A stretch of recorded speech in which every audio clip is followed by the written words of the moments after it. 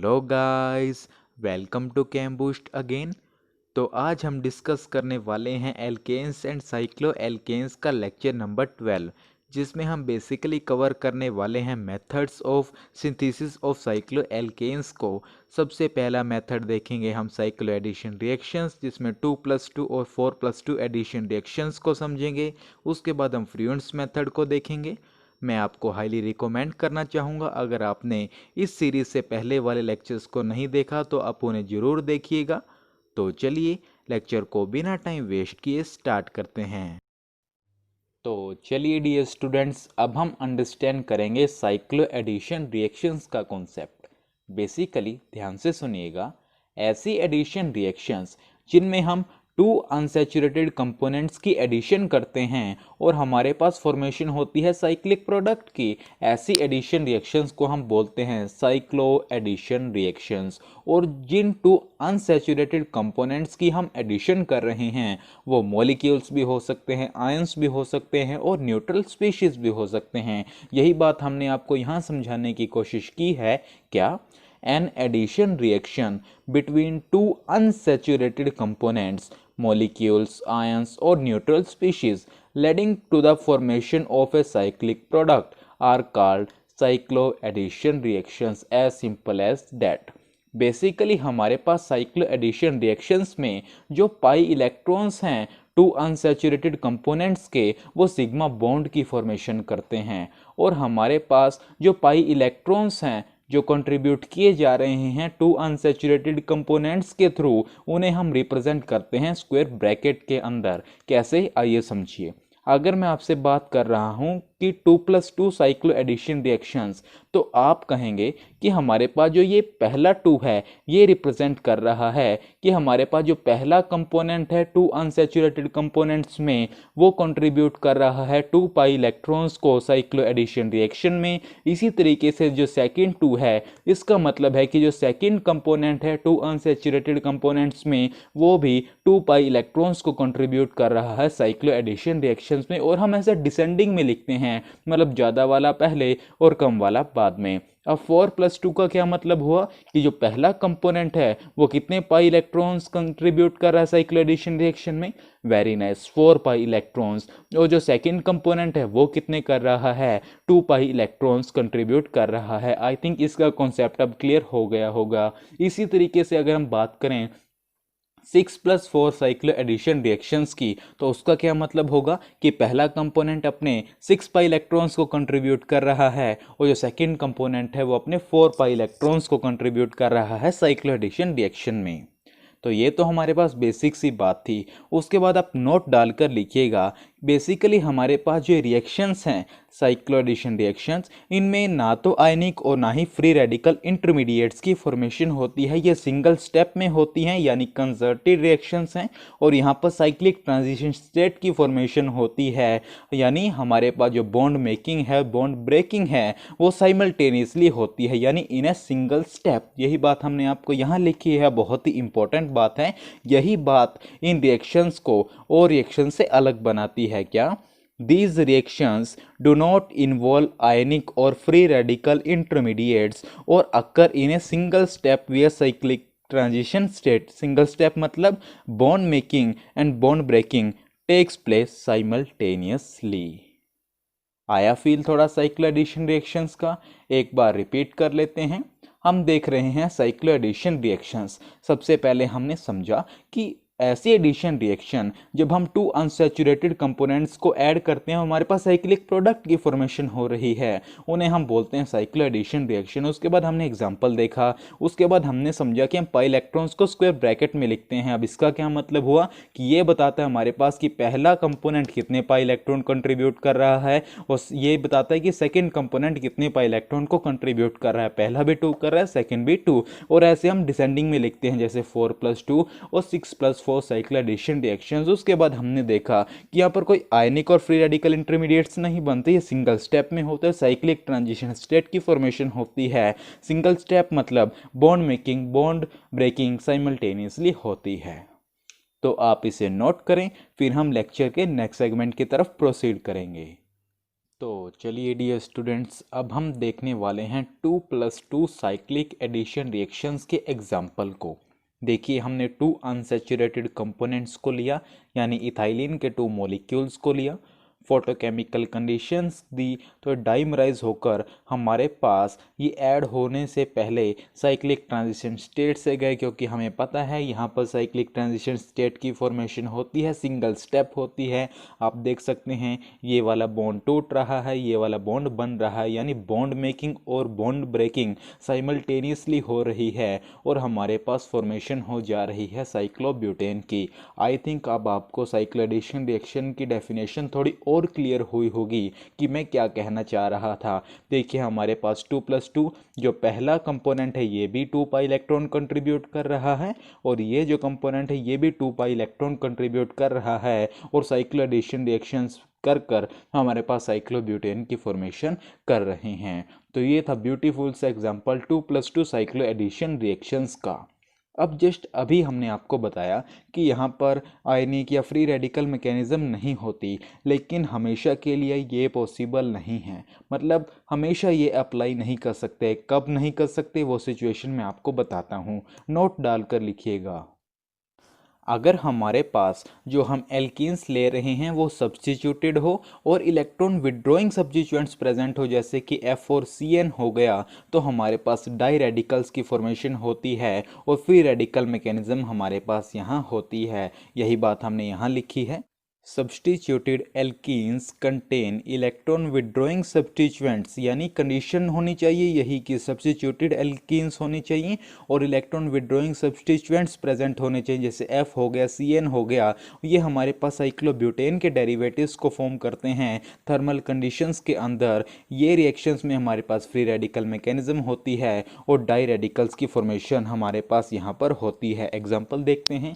देखिए, हम CF2 double bond Cr2 substituted भी हैं और देखिए हमारे पास इलेक्ट्रॉन विड्रॉइंग सब्स्टिट्यूएंट्स भी प्रेजेंट है, 2 कंपोनेंटली अनसैचुरेटेड। और हमारे पास देखिए यहाँ पर ये फॉर्मेशन हुई डाई रेडिकल की, ये बॉन्ड यहाँ पर आप दिखा दीजिएगा। और देखिए हमारे पास इसके बाद यहाँ पर फॉर्मेशन हो गई साइक्लोब्यूटेन के डेरिवेटिव की। बहुत ही इंपॉर्टेंट बात है।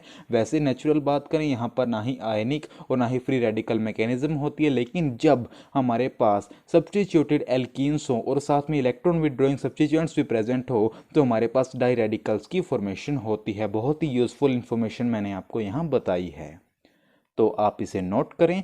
फिर हम देखते हैं 4+2 साइक्लोएडिशन रिएक्शंस को।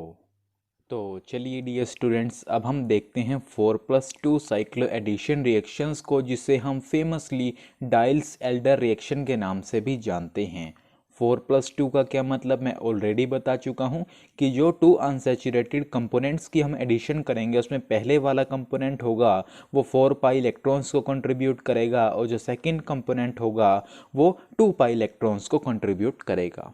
बेसिकली इस रिएक्शन में हम एडिशन करते हैं एल्कीन, या हम एल्काइन का मॉलिक्यूल भी ले सकते हैं, यानी 2 पाई इलेक्ट्रॉन्स चाहिए हमें तो उनके एडिशन करते हैं हम कंजुगेटेड डाइईन में, यानी 4 पाई इलेक्ट्रॉन सिस्टम में, और हमारे पास 6 मेंबर्ड रिंग की फॉर्मेशन होती है। यही बात हमने लिखी है।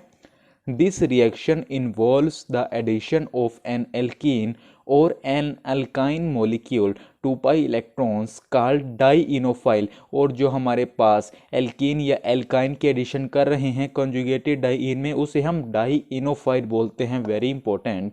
To a conjugated diene 4 pi electrons resulting into the formation of a 6 membered ring.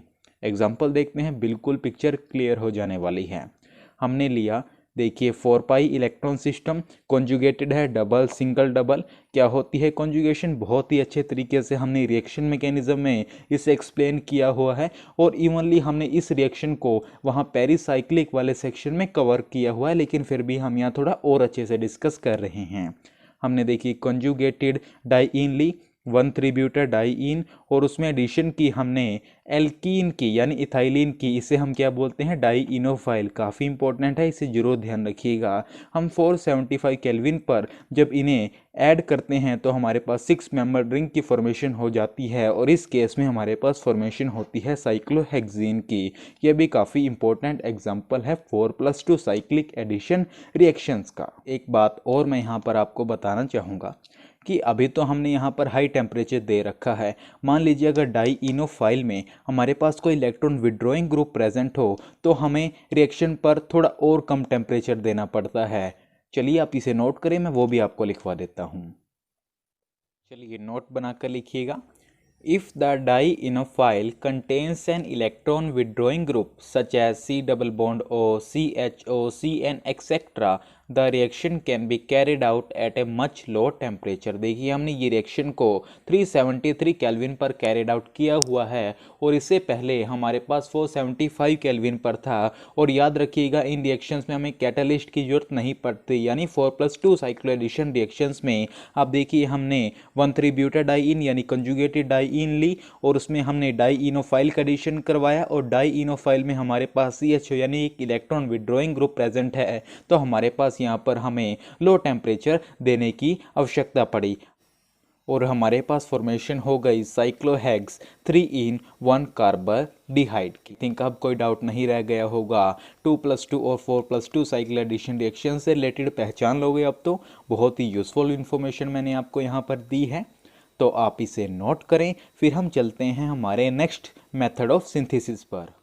तो चलिए dear students, next method of synthesis है dehalogenation of alpha omega di halo alkanes, जिसे हम फेमसली फ्रीयंट्स मेथड के नाम से भी जानते हैं। क्या होते हैं alpha omega di halo alkanes? Basically वो एल्केन्स जिनमें हमारे पास जो हेलोजन एटम्स है वो टर्मिनल कार्बन एटम पर प्रेजेंट हो। एग्जाम्पल देखते हैं। देखिए हमने 1,3 ड्राई ब्रोमोप्रोपेन को लिया प्लस में जिंक और उसको हीट किया, तो हमारे पास जो टर्मिनल कार्बन है देखिए यहाँ पर हेलोजन एटम्स प्रेजेंट है, तो यहाँ पर बॉन्ड की फॉर्मेशन कर दीजिए और हमारे पास साइक्लोप्रोपेन की फॉर्मेशन हो गई, साथ में ZnBr2 निकल गया। एक और एग्जांपल देखते हैं, आपको थोड़ी और पिक्चर क्लियर होगी।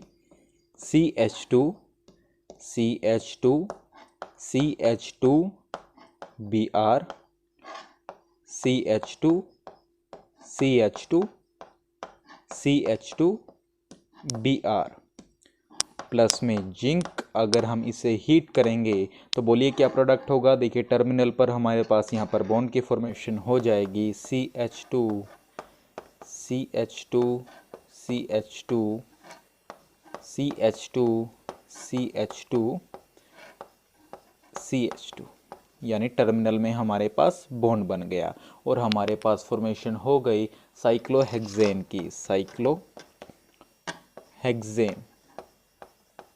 ये बॉन्ड अच्छे तरीके से दिखा दीजिएगा।